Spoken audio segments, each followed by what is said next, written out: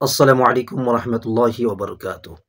আলহামদুলিল্লাহি ওয়াসসালাতু ওয়াসসালামু আলা সাইয়্যিদিনা মুহাম্মাদি ওয়া আলা আলিহি ওয়া সাহবিহি আজমাইন।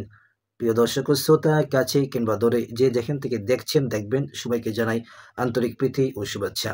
এখন আমরা ইমাম নববীর ৪০টি হাদিসের আমরা ধারাবাহিকভাবে প্রতিদিন একটি একটি করে হাদিস আলোচনা করছি। আজকে আমরা প্রায় ৩৭ নম্বর হাদিসটি নিয়ে আলোচনা করব। হযরতে আন ইবনে আব্বাস রাদিয়াল্লাহু তাআলা আনহুমা থেকে হাদিসটি বর্ণনা। এখন আমরা হাদিসটি পড়ব। হাদিসের মধ্যে কি রয়েছে আমরা পরে বলছি, আগে ইবারতটা পড়ি।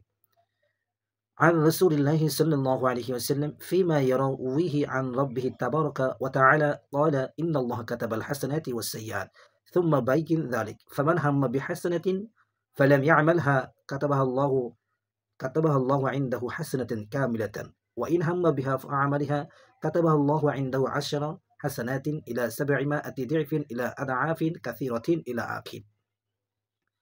এই হাদিসের মধ্যে রয়েছে নবীজি সাল্লাল্লাহু আলাইহি ওয়াসাল্লাম বলতেছেন, ইন্নাল্লাহ, নিশ্চয়ই আল্লাহ সুবহানাহু ওয়া তাআলা, কাতাবা, তিনি লিপিবদ্ধ করেছেন, লিখে রেখেছেন, আল হাসানাত ওয়াস সাইয়্যাত, ভালো এবং মন্দ।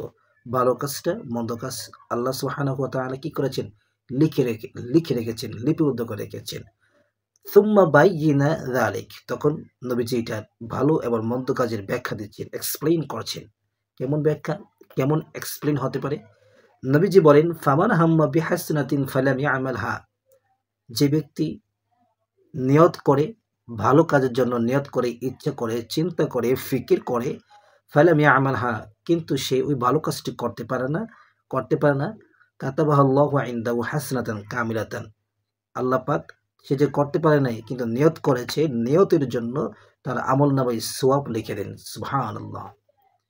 তারপর নবীজি সাল্লাল্লাহু আলাইহি ওয়াসাল্লাম বলেন, ওয়া ইন হাম্মা বিহা ফাআমালহা কাতাবাহাল্লাহু ইনদাহু 10 হাসানাতিন ইলা 700 দি'ফিন, যদি নিয়তের পরে ওই ভালো কাজটি বান্দা করতে পারে, তাহলে আল্লাহ সুবহানাহু ওয়া তাআলা 10 থেকে প্রায় 700 গুণ সওয়াব এর বৃদ্ধি করে। সুবহানাল্লাহ। সাল্লু আল হাবিব সাল্লাল্লাহু তাআলা আলাইহি ওয়াসাল্লাম। সেম একইভাবে যদি কোনো বান্দা খারাপ কাজের চিন্তা করে, যদি সে তাও না করতে পারে, কিন্তু তার ওই খারাপ কাজের আমলটা তার কাঁধে উঠে, তার জন্য ওই এর সওয়াব ক্যানসেল হয়ে তার আমলনামার খারাপের যে গুনাহটা এটা লেখা হয়।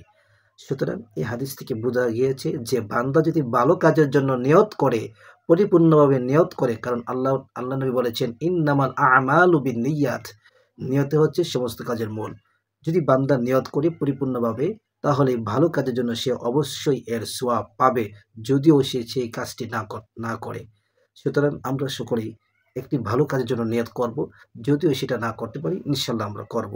আল্লাহ সুবহানাহু ওয়া তাআলা আমাদেরকে সেই এই হাদিসের আলোকে আমল করে সেই তৌফিক দান করুক। আসসালামু আলাইকুম ওয়া রাহমাতুল্লাহি ওয়া বারাকাতুহু।